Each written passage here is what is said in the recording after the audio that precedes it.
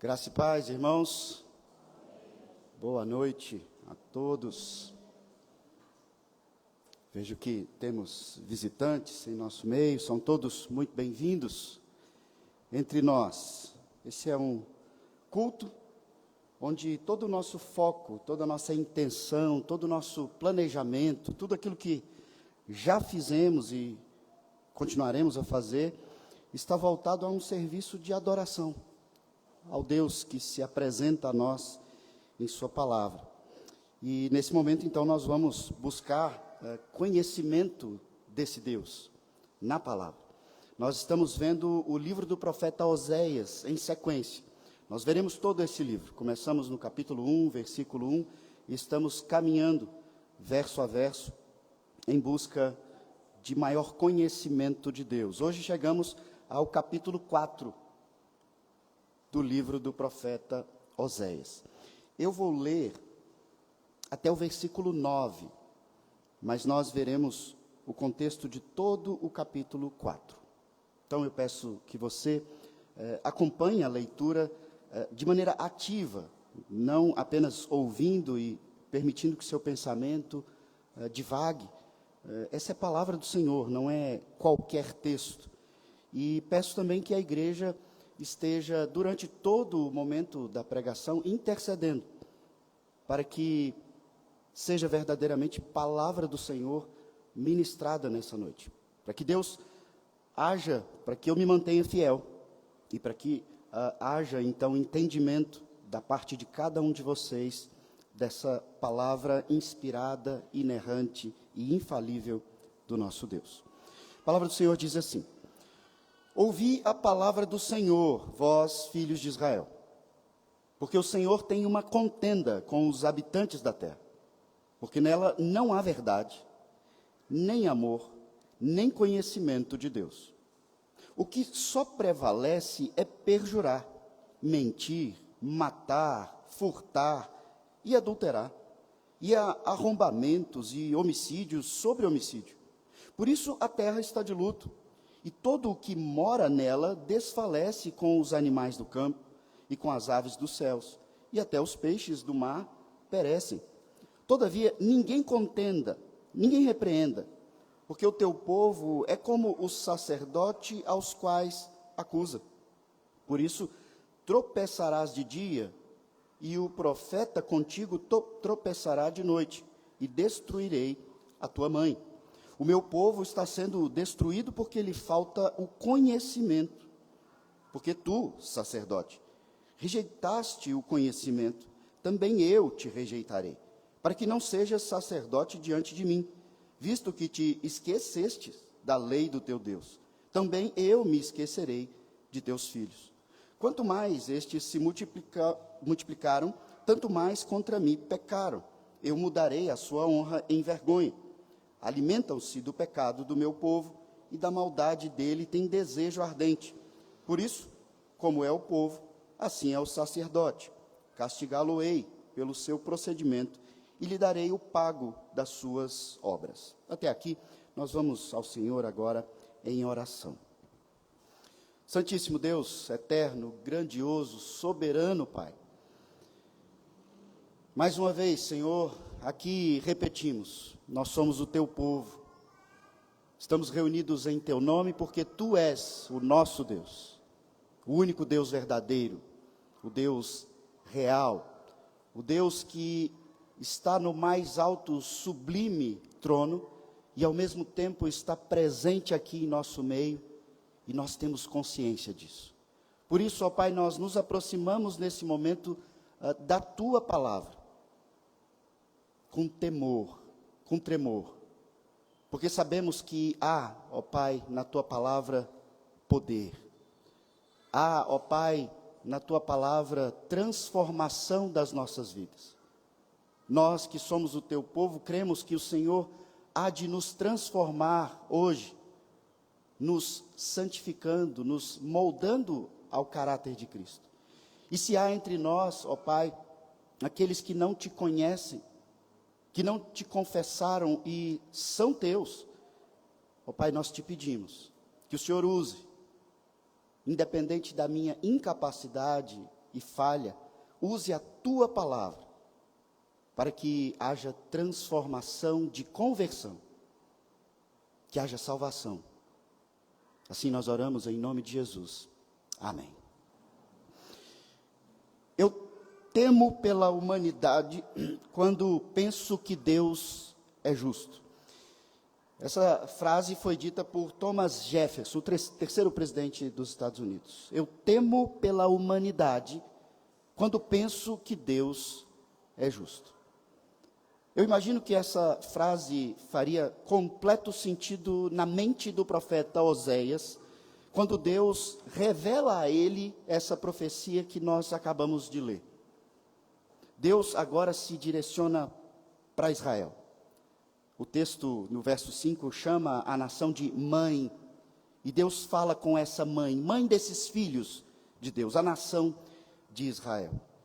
A cena que nós estamos vendo hoje no capítulo 4 sai do ambiente doméstico, sai do casamento, da casa de Oséias, e vai para algo como um tribunal divino. Deus, o justo juiz, no capítulo 4 de Oséias, acusa a humanidade. Acusa, primeiramente, o seu povo, os principais responsáveis pela maldade, porque são aqueles que conhecem a verdade de Deus. Deus fala condenando em juízo toda a humanidade, mas primeiramente aqueles que conhecem a verdade e ainda assim pecam. Deus então faz aqui no texto uma convocação para apresentarem-se diante de Deus e ouvirem as acusações. É exatamente essa ideia que vemos nas palavras que foram escolhidas nesse texto. A ideia de um tribunal. Deus intima o povo para comparecer a esse tribunal, porque Deus tem acusações, e acusações gravíssimas. 3 são muito importantes e muito nítidas no texto. 3 acusações. Deus diz ao seu povo: não há entre vós verdade, não há entre vós amor, não há entre vós conhecimento. Essas são as 3 gravíssimas acusações que Deus faz contra o seu povo. Veja que quando não há verdade, não há amor e não há conhecimento, a relação por completo está prejudicada. A relação desse povo de maneira vertical, no seu relacionamento com Deus, está prejudicada. E também a sua relação horizontal, um com o outro, o amor ao próximo, em Israel, está prejudicado. Não há conhecimento da verdade de Deus, não há amor ao próximo. Verdade, amor e conhecimento, irmãos, são fundamentais para nós hoje aqui na aplicação prática da sua vida agora, no tempo em que você vive. Porque verdade, amor e conhecimento sempre foram e sempre serão as bases de qualquer sociedade.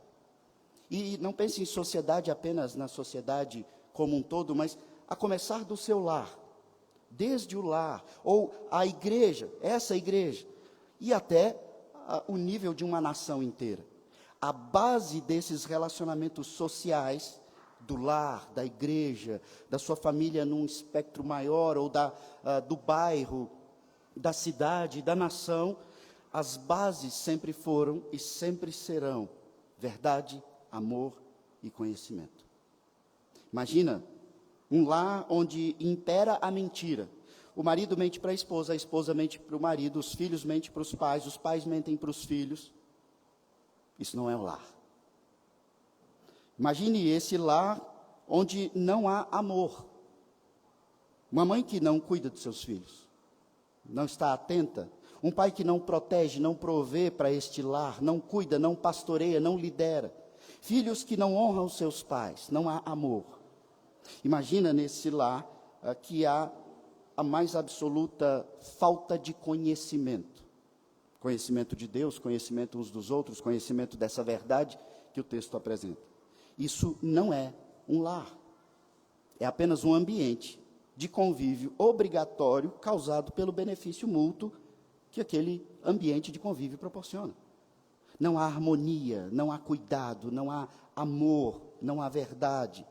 não há conhecimento. E assim você pode expandir esse entendimento para todos os níveis de relacionamento social, aqui na nossa igreja. Se aqui do púlpito é dito mentiras, pensamentos, opiniões, relativismo absurdo, não é uma igreja. Se não há entre nós amor, não é uma igreja. Se não há nesse lugar conhecimento de Deus, não é uma igreja.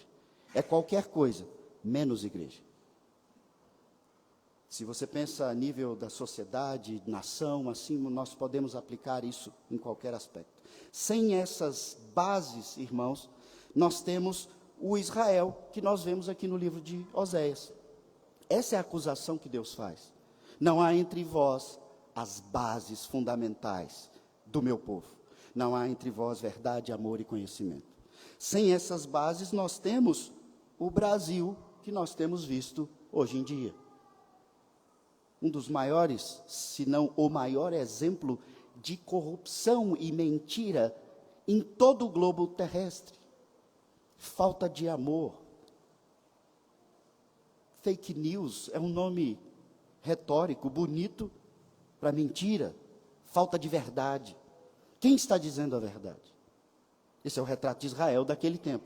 Esse é o retrato do Brasil de hoje. E esse é o retrato de alguns dos nossos relacionamentos. E essa é uma das aplicações práticas que você primeiro precisa fazer nessa noite. A começar das suas relações mais íntimas. E expandindo para relações não tão íntimas, até no seu ambiente profissional. Há verdade, há amor, há conhecimento. Nós precisamos entender e praticar isso hoje, ao observar esse texto. O que nós não podemos deixar acontecer é que a nossa igreja, o nosso lar, as nossas relações se afundem no que diz respeito a essas três bases fundamentais. Você não pode deixar que a sua casa se afunde nesses três erros: seu casamento, sua relação com os filhos, sua relação com essa igreja, sua relação com o seu trabalho, com a sua profissão, com seus estudos. Nós não podemos permitir. Então vamos ao texto, procurar entender essa acusação que é feita, para que então o Espírito do Senhor aplique essa verdade ao nosso coração. Versículo 1, Oséias aqui como profeta, convocado, vocacionado por Deus, ele diz à nação aquilo que o Senhor mandou ele dizer. O Senhor comunicou a ele. E ele começa aqui dizendo: ouvi a palavra do Senhor. Oséias não fala em nome dele. Oséias não fala baseado na sua frustração com uma esposa que se prostitui, uma esposa adúltera. Ele não fala apaixonado, enraivecido, amargurado. Ele diz: ouçam a palavra do Senhor. E essa é a base fundamental da função de um profeta, a verdade de Deus. Deus alerta em toda a Escritura que não se fale aquilo que ele não comandou falar. E ele diz: ouçam, vós, filhos de Israel. Por quê? O Senhor tem uma contenda. E quando eu falei sobre tribunal, intimação, primariamente é por causa da palavra que foi escolhida aqui pelo profeta, ao expressar contenda.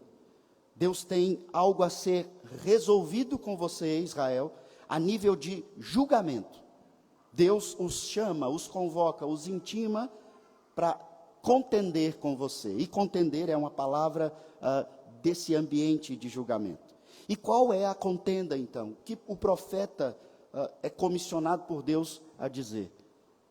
A contenda é: Israel, Deus os intima para o julgamento, porque não há no meio dos filhos de Deus verdade, nem amor, nem conhecimento de Deus. E então ele começa a explicar isso. Até o versículo 9, então, tem a acusação. Versículo 10 até o final, ele fala então dos resultados, da sentença, do que acontecerá com Israel. Versículo 2, ele então fala do primeiro aspecto, da primeira base, que é a verdade. Se não há verdade, o que há então no meio dos filhos de Israel? O que só prevalece, versículo 2, é perjurar e mentir. Essas são duas palavras relacionadas ao aspecto da verdade. Não há verdade, não se fala a verdade, não se vive a verdade. A acusação de Deus ao seu povo aqui é, se não há verdade, o que há é instabilidade, infidelidade, incredibilidade. E uma sociedade teocrática que deve ser um testemunho visível de quem Deus é, não pode viver assim. Imagine que Deus se apresenta em toda a Escritura, como tenho dito em alguns momentos nossos aqui. Deus é Espírito, Ele não é visível. Mas em sua grandiosa sabedoria, Ele chama um povo, como seu povo, como propriedade peculiar, que deve então refletir o caráter desse Deus. E a ideia, a intenção por trás disso é, esse povo é a imagem visível de um Deus invisível. E esse povo, então, que deve refletir esse testemunho, esse caráter, essa imagem de um Deus que cria um povo à sua imagem e semelhança, agora começa a viver o oposto do que Deus é. Deus é a verdade. Jesus Cristo se apresenta assim. As Escrituras nos falam que existe verdade absoluta. E Deus é essa verdade. O povo de Deus, então, é o povo que precisa retratar, trazer a imagem do que é verdade. Mas Israel vive de perjurar e mentir. A palavra perjurar, a gente normalmente não usa no dia a dia, mas ela está ligada à mentira num sentido mais sério. É como você, num tribunal, tendo jurado dizer a verdade, mente. Então, é uma mentira arquitetada, deliberada, premeditada. Quando se jura dizer somente a verdade, nada além da verdade e nada aquém da verdade. Isso é perjúrio. E quando se trata de povo de Deus, essa palavra está intimamente associada à quebra do terceiro mandamento.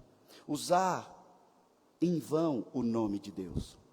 Porque quando um filho de Deus mente, o nome de Deus está sendo manchado, porque ele, além de ser a imagem visível de um Deus invisível, ele é a voz de um Deus que hoje, na nossa época, não fala mais de maneira audível. Falou aos pais, aos profetas, mas agora nos fala em Cristo. E nós, então, que somos a habitação de Cristo, somos a voz da verdade, ou deveríamos ser.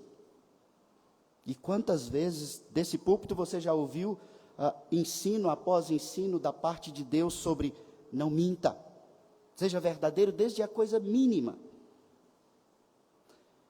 Muitas vezes nós crentes tentamos burlar a verdade, e então brincamos com a omissão. A esposa sabe que o marido vai reprovar aquele gasto, e então ela omite. Mas um dia a fatura chega. O filho sabe que vai ser repreendido quando fugiu da escola, quando aprontou algo na rua com os colegas, quando esteve envolvido num leve furto de alguns chocolates nas lojas americanas. Então ele omite dos seus pais. Nesse lar, a relação está sendo de infidelidade, incredibilidade, onde há mentira. Há, então, sinal de outra filiação, porque João, o apóstolo, diz, o diabo é o pai da mentira. E todo aquele que mente é filho dele. Nós não podemos mentir. Israel estava completamente afundado em perjúrio, mentira. Ele, então, parte para o aspecto de outro fundamento básico que estava sendo quebrado. Além de vocês serem o maior retrato da mentira, vocês não têm amor. Então ele usa outras palavras: matar, furtar, adulterar, arrombamento e homicídio sobre homicídio. Tudo isso está relacionado à falta de amor. Irmãos, a verdade é algo fundamental na nossa vida, porque a verdade precisa estabelecer o que é. A mentira é uma perversão do que é. Isso é um tanto filosófico e às vezes complicado, porque nós não costumamos pensar muito sobre isso. Mas é muito importante que nós pensemos na relação da verdade e do amor que Deus estabelece, porque nós vivemos num tempo em que saímos de afirmações filosóficas sobre o que é relativo, e há algum ponto de verdade nessa relatividade, no sentido filosófico, mas isso evoluiu para o relativismo, que é bem diferente. O relativismo é algo onde cada um tem a sua própria verdade. E a evolução disso nós estamos vendo aí, em todos os anúncios. Tem gente que pensa que é cavalo, tem gente que pensa que é cachorro, tem gente que pensa que não é aquilo que é. Mas para ele é a verdade, e ele então quer exigir da sociedade que aquilo seja aceito, reconhecido como verdade. Isso é relativismo. E nós estamos vivendo nesse tempo, os nossos filhos e os nossos netos e bisnetos viverão nos resultados avançados desse relativismo. O crente, então, como povo de Deus, é aquele que é chamado para se contrapor a um mundo que vive de mentira. Ele precisa ser, então, o mais absoluto reflexo do que é verdade. E entenda, a Bíblia nos fala da verdade não só nesse sentido de você mudar algo, um fato, uma história, algo que aconteceu. Deus se apresenta a nós como a verdade. Isso é o que eu digo que é um tanto filosófico, um tanto, às vezes, complicado de entender. Cristo, no Evangelho de João, ele anuncia dizendo: eu sou o caminho, a verdade e a vida. Quando ele diz que ele é o caminho, é o caminho a Deus. Quando ele diz que ele é a verdade de que Deus existe, de que ele é o Filho de Deus, de que ele veio ao mundo, encarnou, morreu para que nós fôssemos declarados justos. Ele é a vida porque a existência sem Cristo, ou seja, a condenação eterna no inferno, não é vida, é condenação, é diferente de vida. É uma existência completamente oposta. Portanto, Cristo então se apresenta: eu sou a verdade. E quando nós então confessamos a Cristo, Ele habita em você. E você então começa a ter entendimento da verdade. Essa verdade que te liberta da escravidão, do pecado, da mentira. Existe verdade absoluta. Cristo é essa verdade, Deus é essa verdade. Portanto, se a Bíblia é a revelação de Deus, a Bíblia é a verdade. E nós somos completamente atacados nesse tempo quando a Bíblia precisa ser mudada. Porque a opinião e a concepção do relativismo, as opiniões, interpretações, agora dizem: eu não aceito essa Bíblia como verdade. Um falso profeta do nosso tempo, chamado Ed René Kivitz, que muitos o chamam de pastor, ele tem evoluído no seu relativismo nesse sentido, e ele afirmou várias coisas, mas ultimamente ele disse que a igreja reformada, a igreja evangélica, está repetindo o erro do catolicismo romano, porque o catolicismo romano fazia algumas coisas canônicas, e ele diz que agora nós estamos imitando, dizendo que a Igreja Católica dizia que era inerrante, infalível. Agora nós dizemos que a Bíblia é inerrante, infalível, mas ela é. E ele diz: os evangélicos estão cometendo os mesmos erros. A ideia dele é dizer: gente, a Bíblia contém algumas coisas de Deus, mas a Bíblia não é palavra de Deus. E isso, irmãos, está absolutamente errado. A Bíblia é palavra viva e eficaz, penetrante, transformadora de Deus. E nós, então, vivemos essa palavra. Deus há de te dar condições de viver e assim te abençoar. E você, então, começa a ser esse reflexo. E por que estou enfatizando isso para falar do amor? Porque o amor que se tem por aí, e o amor que se vivia no tempo de Israel, não é amor. Eu já disse isso algumas vezes aqui, mas é importante que nós entendamos isso. O que se pensa, o que se divulga, o que se fala, o que se ensina sobre amor, não é amor. A própria psicologia afirma coisas completamente erradas sobre o entendimento do que é amor. Amor, hoje, tem várias definições, mas principalmente e fundamentalmente é uma relação de benefício mútuo. Mas as Escrituras dizem, não é isso. Porque eu amo sacrificialmente, Cristo me amou sacrificialmente, e Cristo diz, eu sou amor. Deus é amor. Ele é a verdade e Ele é o amor. E então as Escrituras nos dizem, você precisa amar a Deus. Mas se nós chegamos para nos relacionar com Deus, no sentido moderno do que se divulga, mundo afora de amor, nós então queremos uma relação de benefício mútuo. E você diz, é mesmo, Deus tem de se beneficiar de alguma coisa? Não, você ainda não entendeu. Você é inimigo de Deus, condenado ao inferno. E Ele decidiu te amar sem benefício nenhum. Pelo contrário, o seu Filho precisou encarnar, sair de toda a altivez e exaltação dos céus, para se fazer humano no mundo caído, sofrer aqui em meio a nós, fome, frio, nudez, escárnio, para que então Ele pagasse com preço de morte, para que você, que não oferece nenhum benefício, fosse salvo. Isso é amor. Quando então você começa a refletir sobre a verdade de amor, e eu recomendo, se você quer evoluir, quer crescer nesse entendimento hoje, leia 1 Coríntios 13. O apóstolo Paulo fala do amor verdadeiro ali. Nós aqui já vimos toda aquela carta. Leia atentamente, aquilo é amor. É quando você não ganha nada em troca, é quando você então vive em prol da santificação do outro, em prol de o enaltecimento do outro, exaltação, levar o outro à santificação, conhecimento, sabedoria. É o outro, é sempre no outro. E você diz, mas e eu? Essa pergunta, ela vem da psicologia moderna que diz, é preciso se amar para então conseguir amar. Mentira. Mentira. Porque Cristo não foi amado para te amar. Você não amava Cristo. E Ele não precisou então dizer, Pai, eu preciso me amar mais, para poder conseguir amar esse povo. Esse raciocínio está errado.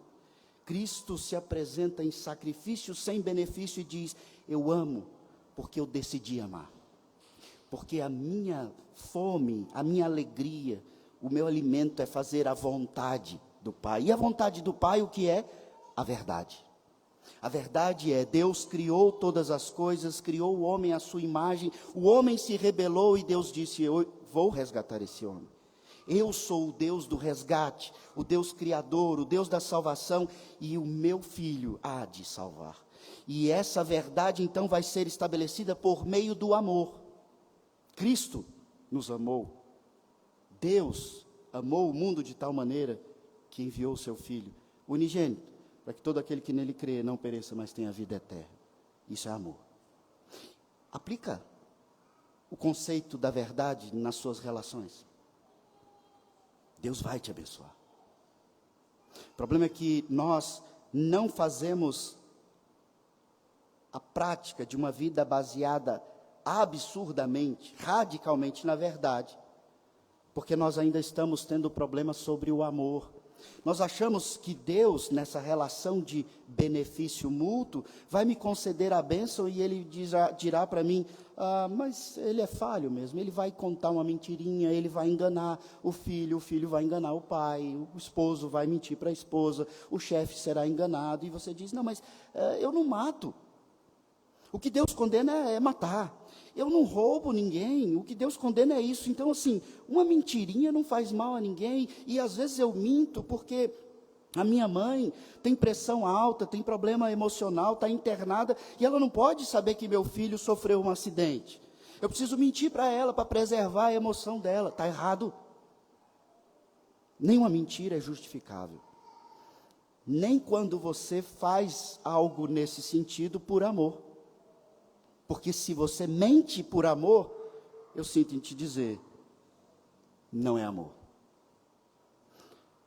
Os pais que mentem para os filhos para preservar os filhos não estão amando seus filhos. A esposa que omite e mente para o seu marido não está amando seu marido. O marido que mente e omite não está amando sua esposa. Se você mente para o seu patrão e assim por diante, isso não é amor. Amor não é amante da paz. Amor é pacificador, como Cristo ensina em Mateus 5. Bem-aventurados os pacificadores, aqueles que promovem a paz, mesmo que para promover a paz seja necessário criar um conflito. Como abordar alguém e dizer, é preciso corrigir isso. E Deus faz isso conosco. Israel estava tão afundado na falta de amor a Deus e amor ao próximo, relação vertical e relação horizontal, que as palavras que se usa aqui é morte, furto, adultério, arrombamento, homicídio. Nós não temos todo o tempo aqui hoje, mas essas palavras são totalmente ligadas com aquilo que é proibido nos 10 mandamentos. Na parte dos mandamentos que trata do amor ao próximo. São 10 mandamentos, os 4 primeiros falam do seu amor a Deus, relacionamento vertical. Os 6 últimos falam da sua relação com o próximo. Quando perguntado, Cristo respondeu que o resumo de toda a lei é amar a Deus e amar ao próximo. 10 mandamentos. E essas palavras aqui sobre não matarás, não furtarás, não adulterarás, você não vai desejar ou tomar ou prejudicar aquilo que é do próximo, ou seja, você não vai arrombar nos limites daquilo que não te pertence. Você então não vai se envolver em assassinatos, homicídios. E ele diz, homicídio sobre homicídio, ou seja, é muito homicídio. E aqui, não só homicídio direto, mas quando você tem aquilo que a justiça chama de algo culposo. Você não tinha dolo, intenção, mas causou o prejuízo ao outro. Então você tem culpa. Deus então explica no versículo 3, por isso a terra está de luto. Todo o que mora nela desfalece. Os animais do campo, as aves do céu e os peixes do mar. Ele fala de céus, terra e mares. Aqui é para que o texto não seja exaustivo, Deus está dizendo, tudo que eu criei está gemendo e sofrendo, ansiando a restauração, como Paulo fala em Romanos. Toda a criação geme, sofre, anseia pela redenção. Porque nós que no Jardim do Éden fomos comandados a cultivar e guardar a criação, agora somos o que estragamos toda a criação. Na escola, os jovens, os adolescentes, as crianças fazem pesquisas sobre ecologia, natureza, quantidade de rios contaminados, a ganância, poluição, maldade. E olha, eu não sou um defensor daquelas teorias da camada de ozônio, derretimento das calotas, dos gelos. Não defendo essas coisas, nem acredito. Mas nós, nitidamente, não agimos em harmonia com a criação. Nós prejudicamos a criação por causa da nossa ganância, da nossa mentira, da nossa falta de cuidado, gestão, liderança, de cultivar e guardar. Nós não temos vergonha nenhuma em dizer que odiamos o trabalho. A Bíblia diz que trabalhar é bom. Deus criou o trabalho como algo bom. É lógico que a nossa relação com Ele está quebrada, porque as empresas têm uma relação pecaminosa, os nossos patrões têm uma relação pecaminosa, mas ainda assim o trabalho não é ruim em si. Ficar parado, deitado, ocioso, infrutífero, sim, é pecaminoso. Aquele que não trabalha não come, diz Paulo. Mas nós precisamos entender que o nosso trabalho deve ser feito para a glória de Deus. E se nós odiamos trabalhar, a relação que eu estou fazendo é, nós odiamos esses mandatos que Deus estabeleceu na criação cultural, o mandato de cultivar e guardar. Quando nós não amamos, nós quebramos o mandato social. E então nós vamos para a terceira parte, o mandato espiritual, quando nós não temos conhecimento de Deus. Eu voltarei para o versículo 4, mas vamos agora para o versículo 6. O meu povo está sendo destruído porque lhe falta o conhecimento. Porque tu, sacerdote, rejeitaste o conhecimento. Também eu te rejeitarei para que não seja sacerdote diante de mim, visto que te esquecestes da lei do teu Deus, também eu me esquecerei de teus filhos. Eu fui primeiro para o versículo 6, porque o versículo 4 e 5, eles estão relacionados ao 6. Deus está aqui fazendo uma acusação ao sacerdote, porque Israel não tem conhecimento de Deus, e o principal responsável por isso é o sacerdote. Eu vou tentar exemplificar. Eu não sou sacerdote, não existe sacerdote nos moldes do Antigo Testamento, não existe profeta nos moldes do Antigo Testamento. Deus mudou a forma de se revelar ao seu povo após a revelação das Escrituras. Isso fica muito bem definido com os apóstolos. Mas o fato é, hoje, como pastor da igreja, e eu sempre repito isso, não sou mais ungido, especial, nada disso, sou um crente como vocês, há algumas responsabilidades que Deus me dá pela vocação que Ele também me deu.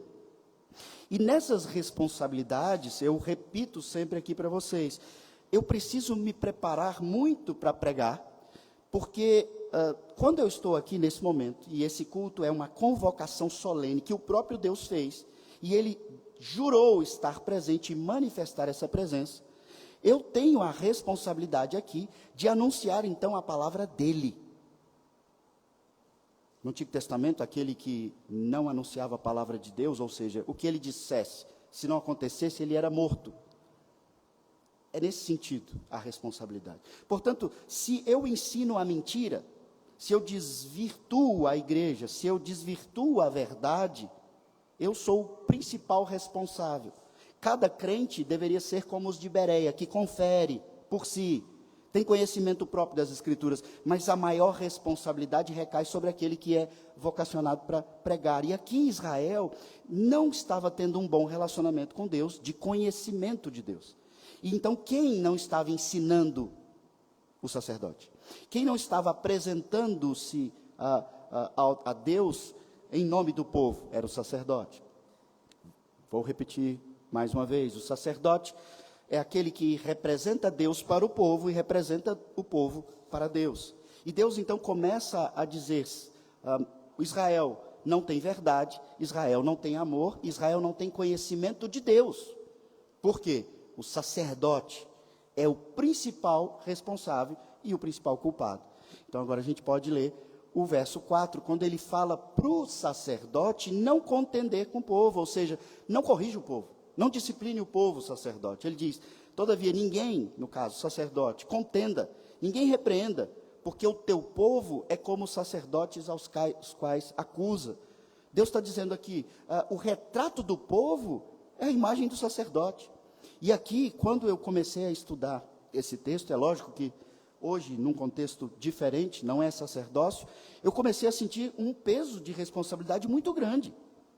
Porque a aplicação direta para mim, aqui no texto, é a igreja, de alguma maneira, será um retrato do meu pastoreio, do reverendo José Maria, do reverendo Sábio, do presbítero Vildes, presbítero Elias, presbítero José Rosa.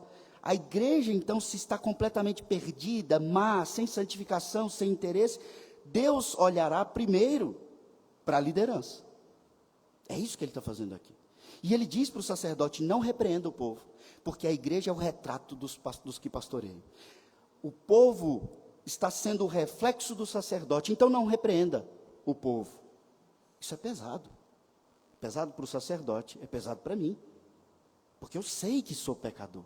Eu sei da minha incapacidade, mas há responsabilidade quando se assume e se apresenta para a liderança. Versículo 5, por isso tropeçará de dia o sacerdote, e o profeta, que também é esse que leva o conhecimento de Deus, contigo, com o sacerdote, tropeçará de noite, e eu destruirei a tua mãe, no caso, a nação de Israel. Aqui ele associa sacerdote e profeta, que são as duas figuras que existiam no Antigo Testamento, que hoje mesmo eu não sendo nem profeta, nem sacerdote naqueles moldes, eu carrego as duas responsabilidades. Na nossa Constituição da Igreja Presbiteriana, há um artigo que define o que o pastor deve fazer, e lá há orientação sobre a intercessão pelas pessoas e com as pessoas. Há, então, a obrigação de ministrar o ensino, a palavra, os sacramentos a essas pessoas. Exatamente a função do sacerdote e do profeta. É aquele que apacenta, que cuida, que alimenta, que afasta os lobos vorazes. É a função do profeta e do sacerdote. É aquele que apresenta o povo a Deus e apresenta Deus ao povo. É aquele que anuncia a palavra de Deus. E Deus diz, vocês todos, sacerdote e profeta, estão condenados. Vão ficar tropeçando, caindo, e aqui, no caso, vocês vão se afundar, se machucar no seu próprio pecado. Por quê? Porque o povo não tem conhecimento. É o início do verso 6. O meu povo está sendo destruído porque lhe falta conhecimento. Essa é a minha maior preocupação como pastor. Já falei outras vezes aqui. Eu não tenho sonhos de ter a igreja mais animada, a igreja mais famosa, a igreja mais cheia, a igreja com maior arrecadação, a igreja com maior número de pessoas. O meu maior sonho e desejo, e eu faço isso não porque eu sou bom, de coração bom, é porque a Bíblia me orienta a isso, é ter uma igreja que constantemente cresce em santificação. Porque isso só acontece quando há conhecimento da palavra. O processo de santificação, ele está intimamente ligado ao conhecimento de Deus.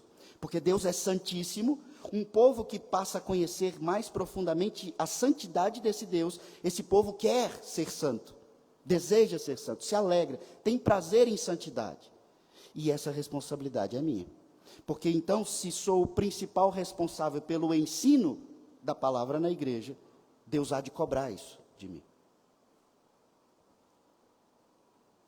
Os sacerdotes, os profetas não estavam trazendo conhecimento. O texto chega a afirmar, no verso 8, que os sacerdotes se alimentavam do pecado do povo. Eu fui atrás de entender melhor o que ele quis dizer com isso. O sacerdote era quem recebia os sacrifícios. E ele se beneficiava desses sacrifícios. Então, ele estimulava o pecado, inclusive por meio de profanação de cultos, em meio de adultério e promiscuidade, e para que o povo, então, pecasse mais. Então, havia no meio de Israel, deliberadamente, pela orientação da liderança teocrática, que se houvesse outros templos, ou aqueles cultos que aconteciam debaixo das árvores frondosas, que envolviam orgias, prostitutas cultuais, e os sacerdotes se alimentavam, então, de todo aquele pedido de perdão desse povo constantemente.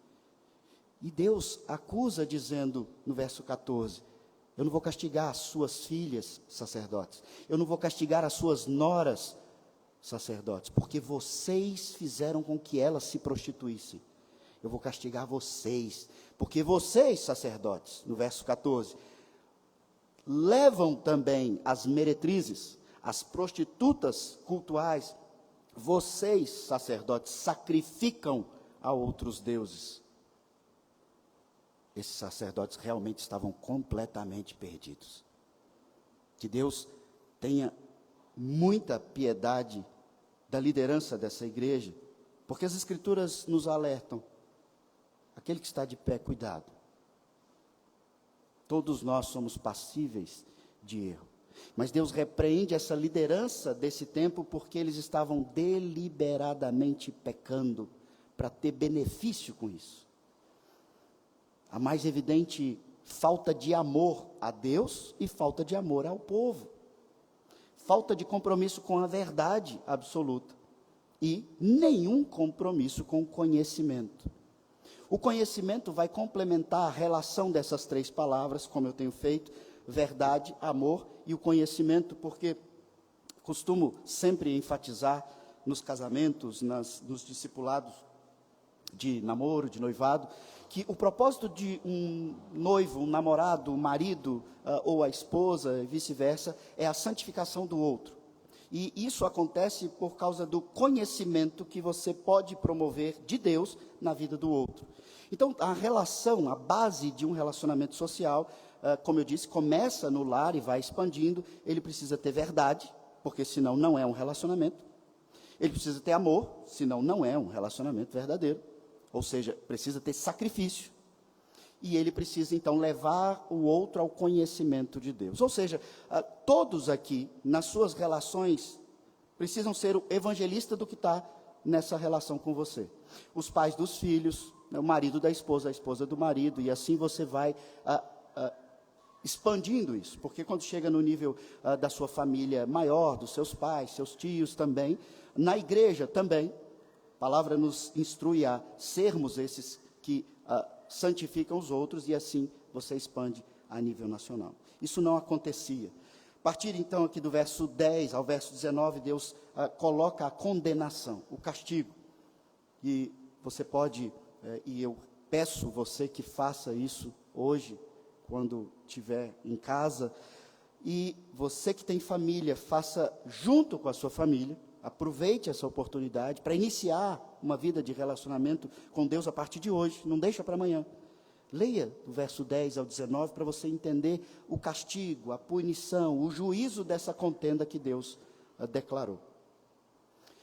Deus, irmãos, quando entregou a lei, os 10 mandamentos, a aliança que está profundamente relacionada com esse capítulo 4 de Oséias, ali naquele contexto da lei, ele anunciou por meio de Moisés, a aliança, e o povo respondeu, a nação de Israel, respondeu a Deus, tudo o que o Senhor falou, faremos. Olha o que foi dito pelo povo de Deus, tudo o que o Senhor falou, faremos. Tantos anos depois, chegamos ao tempo do profeta Oséias, e tudo o que o Senhor falou, o povo não tem o menor compromisso em fazer. E eu quero trazer isso para a sua vida. Quando você que está aqui, que já é batizado, quando você passou pela conversão e foi batizado, você também, com palavras diferentes, mas afirmou isso. Tudo o que o Senhor falou, farei. E agora então eu pego todo o texto que nós vimos e coloco diante de você. Você está fazendo o que você se comprometeu a fazer? Você está sendo verdadeiro na sua adoração, na sua relação, no seu amor, no seu conhecimento de Deus? E esse texto não diz respeito só a você e Deus, mas a você e Deus, e você e o próximo. É nitidamente isso que precisamos entender hoje. A sua função na relação com Deus e a sua função na relação com o próximo, e Deus com esse próximo, por meio de você. É necessário que você reflita profundamente, especificamente agora, porque nós vamos partir da palavra proclamada para a palavra teatralizada, vivenciada. Ali está a verdade. Cristo morreu. Morreu para que você fosse salvo. E então, todas as vezes que nos reunimos em nome dele, ele disse, vocês vão fazer isso. Porque isso é a imagem do que foi realizado. Ou seja, isso é a imagem da verdade que o mundo diz que é mentira. Que Satanás insiste na sua cabeça em colocar dúvida, em perverter. Essa mesa retrata a morte da mentira. Essa mesa retrata o que é amor verdadeiro. E essa mesa, então, retrata o conhecimento verdadeiro de Deus. E o seu relacionamento nesse conhecimento. Porque quando você se aproxima desses elementos que você sabe, na sua inteligência, isso é pão e vinho. E não deixam de ser o que são. Mas Deus nos concedeu esses elementos para que espiritualmente você tivesse um relacionamento íntimo e profundo, verdadeiro com Deus, onde Ele diz, eu vou te dar conhecimento, eu vou te santificar, eu vou trazer de maneira cada vez mais intensa e convicta a verdade ao seu coração, e você então entenderá, receberá e compartilhará desse amor verdadeiro que eu tenho por você. Está tudo aqui. Verdade, amor e conhecimento. Cristo é a verdade e a vida, ele diz no Evangelho de João. Cristo nos salvou porque nos amou, ele também diz no Evangelho de João. Cristo é quem nos leva ao conhecimento de Deus, porque nele nós tivemos acesso ao Pai, ele habita em nós, e nós então, nesse conhecimento de Deus, o Pai, podemos nos relacionar profundamente com ele. O Evangelho de João, capítulo 17, verso 3, diz: e a vida eterna é essa, que te conheçam a ti, o único Deus verdadeiro, e a Jesus Cristo, a quem enviaste. Essa é a vida eterna. Vamos orar, consagrando esses elementos e nos preparando assim para a ceia do Senhor. Santíssimo Deus, nós louvamos e bendizemos o teu nome por tão grande misericórdia manifestada sobre nós aqui hoje. Porque diante da tua palavra inerrante, verdade absoluta, nós ficamos corados de vergonha. Assim como disse aquele presidente, o Senhor é justo, nós sabemos disso, e diante da sua ação sobre os nossos irmãos de Israel no passado, nós ficamos envergonhados, porque percebemos que mesmo com a palavra revelada, exposta, explicada e aplicada, nós também erramos. Não praticamos a verdade. Não cremos na verdade. Não amamos ao Senhor em espírito e em verdade como deveríamos. E não amamos ao próximo, querendo só o benefício das relações que nós construímos. E nós, ó Pai, não estamos comprometidos em levar ao próximo o conhecimento de quem o Senhor é em muitas fases e momentos da nossa vida. Então nós queremos hoje, ó Pai, pedir perdão diante da mesa do Senhor. Perdão de maneira coletiva, como pastor dessa igreja, vocacionado pelo Senhor, eleito por esse povo que aqui está, no papel de sacerdócio que me compete no tempo que vivemos. Eu quero interceder por essa igreja, de forma coletiva, Pai, pedindo que o Senhor tenha misericórdia sobre nós. A Tua palavra está sendo anunciada e é dura, porque nos confronta. Mas nós precisamos, ó Pai, que o Senhor retire esse coração de pedra e amoleça o nosso coração. Desde o crente mais experiente até o jovem que ainda está num processo que envolve muito mais dúvida sobre a realidade de Deus ou a realidade daquilo que ele tem conhecido na sua vida. Tem misericórdia de nós, ó Pai, abra os nossos olhos, os nossos ouvidos. Permita a Igreja Presbiteriana Central e todos que aqui congregam experimentarem uma realidade superior nesse processo de santificação das nossas vidas. Permita-nos, ó Pai, experimentar essa vivência real do amor a Ti e amor ao próximo. O Senhor tem acesso ao mais profundo do nosso coração e nós Te clamamos, Senhor, de maneira coletiva, em toda a igreja, ajuda-nos, tem misericórdia de nós, socorre-nos. E nós aqui confessamos publicamente, nós reconhecemos os nossos pecados, nós reconhecemos e confessamos a nossa negligência. O que nós estamos clamando é misericórdia, Senhor. Abençoa-nos apesar de nós, não por mérito nosso. E transforma-nos, ó Pai, para que nós sejamos uma imagem melhor de Ti. Sejamos uma voz melhor, mais fiel, mais verdadeira, do verdadeiro amor. Para que haja em nosso meio verdadeiro e profundo conhecimento do Senhor. Nós consagramos, ó Pai, esses elementos, o pão e o vinho, pedindo que o Senhor aplique estas realidades da consciência, do arrependimento, expostos no texto, por meio desse meio, de graça, ó Pai, desse sacramento, que não foi inventado pela igreja na história da cristandade, mas foi instituído por Ti, para essa realidade. Então nós te pedimos, aplica em nós, ó Pai, apesar de nós. Nós oramos assim em nome de Jesus. Amém.